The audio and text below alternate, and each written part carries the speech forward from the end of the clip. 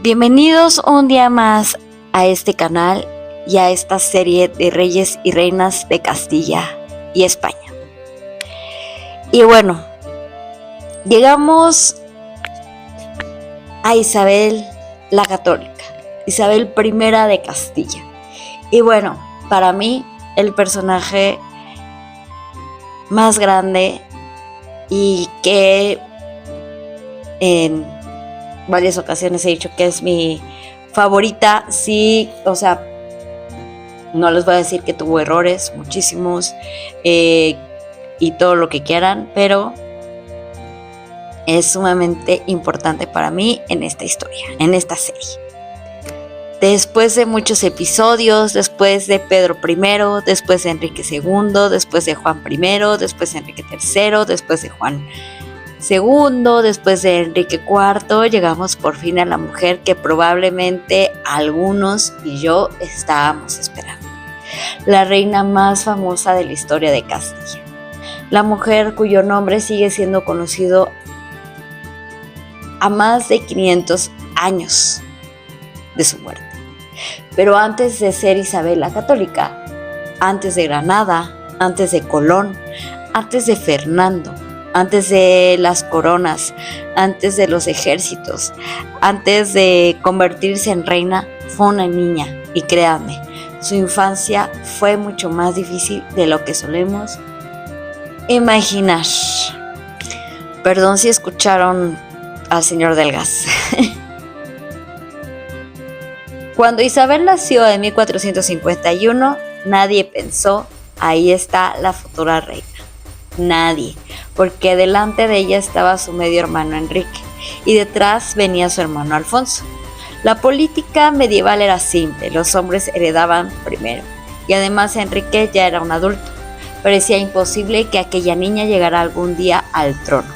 Por eso durante sus primeros años nadie la vio como una amenaza y eso terminaría siendo una ventaja enorme. En 1454 murió su padre, Juan II de Castilla, y todo cambió. De repente Enrique IV se convirtió en rey y la pequeña familia formada por Isabel, Alfonso y su madre quedó apartada del centro del poder. Se trasladaron a Arévalo, un lugar que marcaría para siempre la personalidad de Isabel. Aquí ocurre algo que muchas veces se olvida. Isabel no creció en la gran corte castellana, no creció rodeada de embajadores, ni grandes fiestas, ni de inmensas celebraciones. Su infancia fue relativamente tranquila, pero también estuvo marcada por la incertidumbre y sobre todo por la enfermedad de su madre. La madre de Isabel había sido una mujer inteligente y con gran influencia política, pero después de la muerte de Juan II, algo se rompió dentro de ella. Cronos describen largos periodos de aislamiento, cambios de humor, tristeza profunda, comportamiento obsesivo y una fijación constante con el recuerdo de su marido fallecido. Durante siglos se habló de locura. Hoy los historiadores son mucho más cautelosos. No sabemos exactamente qué padecía. Algunas investigaciones modernas han sugerido depresión severa u otros trastornos relacionados con el duelo. También se decía que sentía culpa por la muerte de Álvaro de Luna. Y algunas crónicas dicen que ella veía el fantasma de Álvaro de Luna en vez de ver a su marido, ¿no? Que es más lógico. Entonces, imaginen a Isabel, una niña de 5 o 6 años, viendo cómo la persona que más debía protegerla se iba alejando poco a poco del mundo. Si hubo una persona que llenó ese vacío fue su hermano Alfonso. Los dos crecieron prácticamente inseparables. Compartieron profesores, compartieron juegos, compartieron miedos, compartieron la incertidumbre de no saber qué ocurría con ellos y desarrollaron un vínculo extraordinario. Muchos historiadores consideran que Alfonso fue probablemente la persona más importante de la juventud de Isabel. Mientras su madre se aislaba, otras figuras empezaron a ocupar un lugar fundamental en su vida, y ninguna tan importante como Gonzalo Chacón. ¿Quién era Gonzalo Chacón? Fue un político e historiador español. Durante el reinado de Juan II de Castilla estuvo a las órdenes del válido Álvaro de Luna, y durante el de Enrique IV de Castilla fue contador de la princesa Isabel. Luego Isabel la Católica. El hispanista Alan de Germont le atribuye la crónica de don Álvaro de Luna, que otros atribuyen a Álvar García de Santa María. Aquí hablaremos un poco de su vida. Hijo de Juan Chacón Alfón, alguacil mayor del maestre de la Orden de Santiago, Álvaro de Luna, y de su esposa Inés Martínez del Castillo. Nació en Ocaña en 1429. Fue el señor de Casarrubios del Monte y Arroyomolinos, por merced de los Reyes Católicos. Desde 1446 hasta la muerte de Álvaro de Luna en 1453, Gonzalo Chacón aparece presente en varios sucesos del reino, como el asedio de Toledo o el cerco de Valenzuela en 1452. Tras esto, su figura pasó a un segundo plano, condicionando por su apego a Álvaro de Luna, a quien acompañó hasta los últimos momentos antes de su decapitación. Estas otras razones hacen pensar que él fue el autor de la crónica de don Álvaro de Luna. Pese a esto, mantuvo una cercana relación con los infantes Alfonso e Isabel durante el reinado de Enrique IV, lo que provocó que se convirtiera en un compañero fiel a lo largo de toda la trayectoria política de Isabel. Por ello, a partir de 1468, su presencia en el escenario político no hizo más que incrementarse, haciendo que ocupara cargos tales como contador mayor de Castilla, maestresala, guarda mayor y mayordomo mayor de la reina Isabel de Castilla, que le llamaba afectuosamente mi padre. Contrajo matrimonio con Clara Álvarez de Albernáez, de noble portugués. Fue dama de Santiago y camarera mayor de la reina.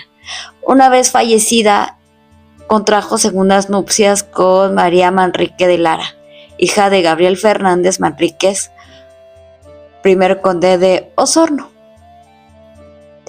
De su primer matrimonio nació su hijo Juan Chacón de Albernáez, sucesor de los señoríos de su padre, quien también estuvo al servicio de la corona de Castilla, y contrajo matrimonio con Luisa Fajardo y Manrique, siendo progenitores de los marqueses de los Vélez. En pocas palabras, Gonzalo Chacón era un segundo padre para Isabel y Alfonso. Y después de esto llega una de las relaciones más bonitas de toda esta historia, Beatriz de Bobadilla.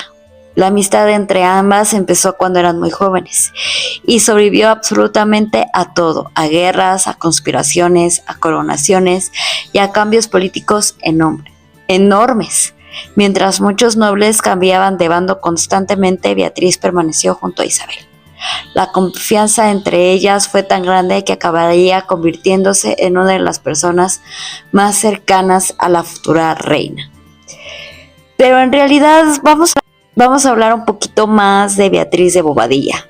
Es uno de los personajes clave y más cercanos de Isabel.